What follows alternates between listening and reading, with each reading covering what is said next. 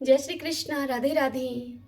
आज आप सब सुन रहे हैं अधिक मास महात्म्य के अध्याय 22 की पावन कथा। सर्वप्रथम भगवान का ध्यान करते हुए सभी बोलिए ओम नमो भगवते वासुदेवाय नमो नमः। ओम श्री कृष्णाय नमो नमः। पिछले अध्याय की कथा में हमने पुरुषोत्तम भगवान के पूजन की विधि के बारे में जाना था। अब आज हम उससे आगे की कथा सुन रहे हैं।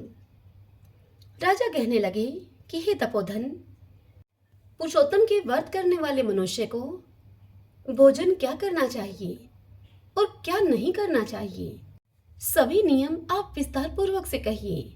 तब वाल्मीकि ऋषि राजा से कहने लगे कि हे राजन, पुरुषोत्तम के जो नियम कहे गए हैं वह सब नियम मैं आपको संक्षेप में कहता हूँ, उन्हें आप ध्यान पूर्वक सुनिए।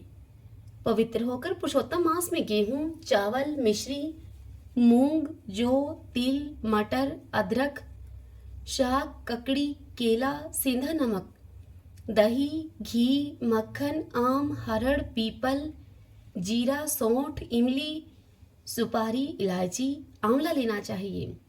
ये सब तो वह चीजें हैं जो आपको ग्रहण करनी चाहिए, तथा बिना तेल के पकाए हुए ये सब भोजन कहे गए हैं।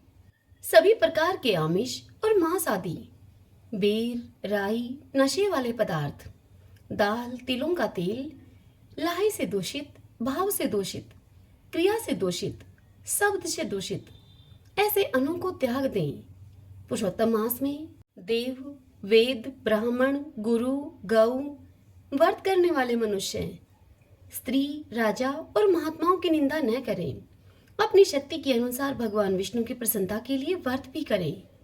वाल्मीकि ऋषि आगे कहते हैं कि हे राजन, व्रत करने वाला कार्तिक अथवा माघ मास में भी इन नियमों का पालन करे, अन्यथा नियम के बिना व्रती मनुष्य व्रत के फल को प्राप्त नहीं होता।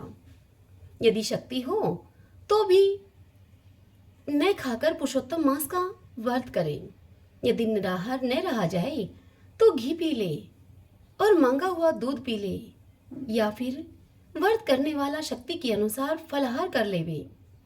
बुद्धिमान पुरुष जैसे व्रत में भंग न पड़े वैसा ही कर ले। पुरुषोत्तम मास में 1,00,000 तुलसी दल से शालिग्राम जी का पूजन करने से अत्यंत पुण्य की प्राप्ति होती है। जो इस विधि से पुरुषोत्तम मास का व्रत करते हैं उनको देखकर यमराज के दूत दूर से ही भाग जाते हैं। हे राजन, इस मास का व्रत 100 यज्ञों से भी श्रेष्ठ है। 100 यज्ञों के करने से स्वर्ग को प्राप्त होता है। पृथ्वी में जितने तीर्थ हैं और क्षेत्र हैं वे सब पुरुषोत्तम मास का व्रत करने वाले के शरीर में वास करते हैं। हरि ओम तत्सत। श्रीमन्नारायण नारायण हरि हरि भजन, नारायण नारायण हरि हरि। सभी बोलिए विष्णु भगवान की जय। आइए भगतजनों, अब हम पुरुषोत्तम क्षेत्र के महात्म्य की कथा सुनते हैं। पुरुषोत्तम भगवान की जय।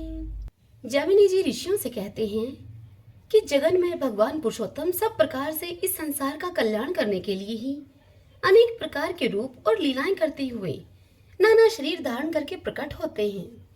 अहंकार के बिना कर्म का फल नहीं भोगना पड़ता। अहंकार से मनुष्य इस संसार रूपी कारागार में बांधे जाते हैं। बुद्धि और अहंकार से युक्त होकर मनुष्य जो कर्म करता है उसके अनुसार शुभाशुभ फल को पाता है। उन कर्म करने वाले मनुष्यों में जो सात्विक बुद्धि के लोग हैं वे फल प्राप्ति की इच्छा न रखकर मुमुक्षु भाव से केवल भगवान की प्रसन्नता के लिए ही कर्म करते हैं।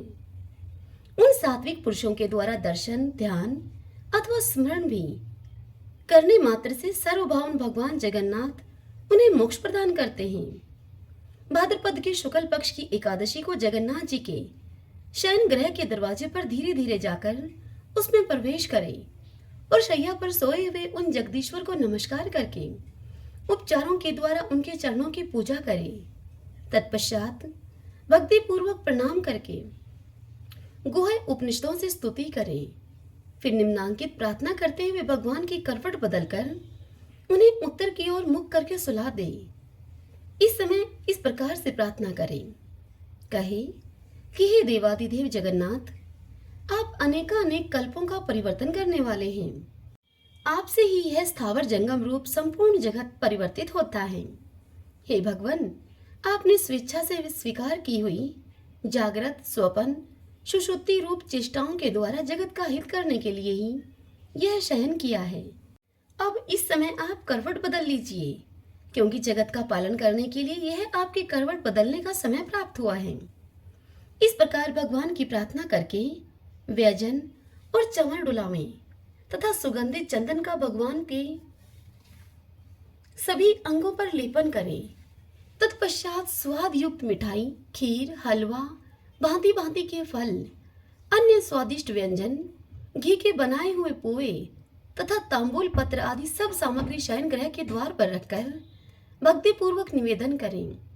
उस दिन यदि भगवान के स्वरूप का दर्शन हो जाए तो बड़ा भारी फल होता है।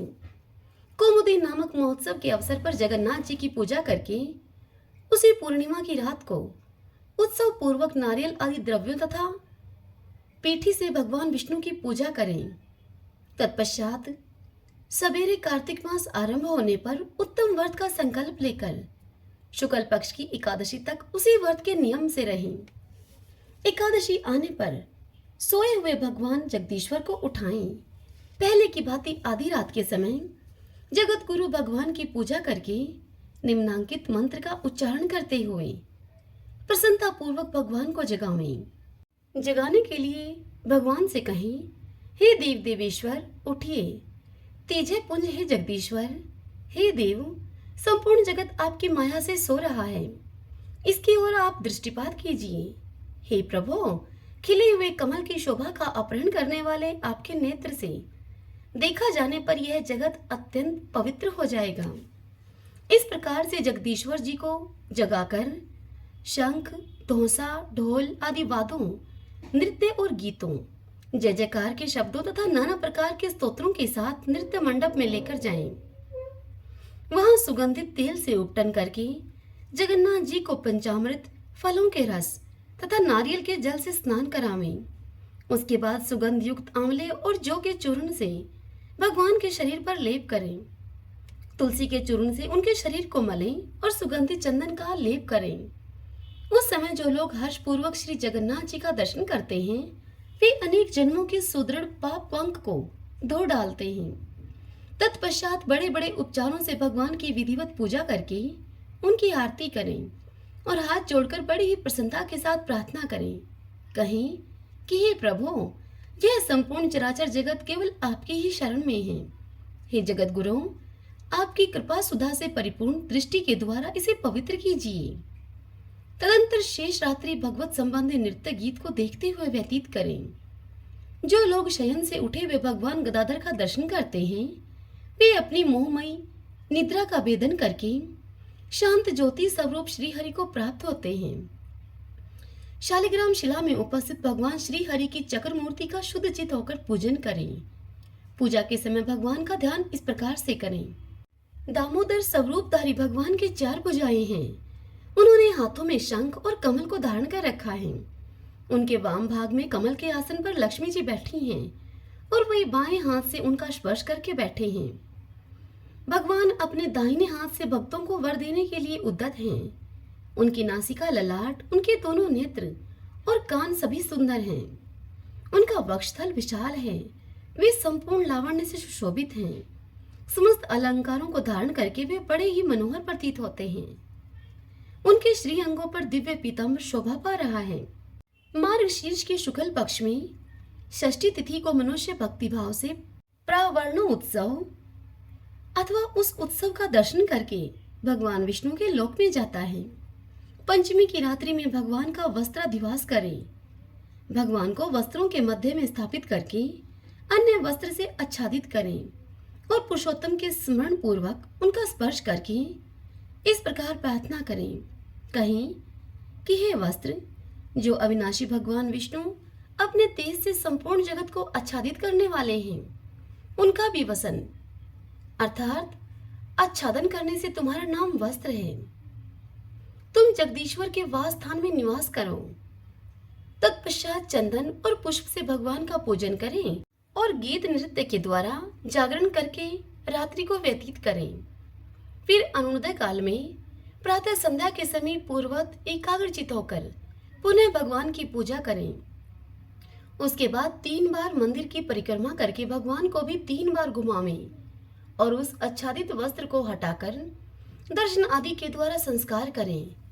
तदंतर दुर्वा और अक्षत से पूजा करके भगवान की आरती उतारें। हेमंत ऋतु के आने पर जो लोग उत्तम वस्त्रों के द्वारा भगवान नरसिंह को आच्छादित करते हैं अथवा जो आच्छादन महोत्सव का दर्शन करते हैं वे कभी मोह से आच्छादित नहीं होते।